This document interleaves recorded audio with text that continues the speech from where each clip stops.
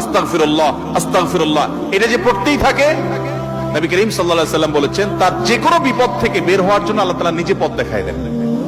এমন ভাবে পথ দেখাবেন সে কল্পনাও করবে না। এবং জীবনে বহুবার আমি আমলটা করে দেখেছি।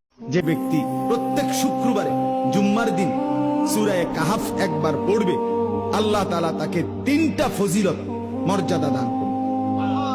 নবীজি সাল্লাল্লাহু আলাইহি সাল্লাম বলেছেন, 1 নাম্বার, এই সূরা পুরাটা যে পড়বে শুক্রবার দিন, আল্লাহ তাআলা তার জমিন থেকে মানে তার পায়ের নিচ থেকে 7 আসমান পর্যন্ত তার জন্য পুরাটা জায়গা নূর আলোকিত করে দিবে। 2 নাম্বার, পরবর্তী শুক্রবার পর্যন্ত 8 দিন সে যাবতীয় ফিতনা, যাবতীয় মুসিবত থেকে নিরাপদ থাকবে। 3 নাম্বার, পরবর্তী 8 দিন যদি দাজ্জালও বের হয়, আল্লাহ তাকে দাজ্জালের ফিতনা থেকে রক্ষা করবে।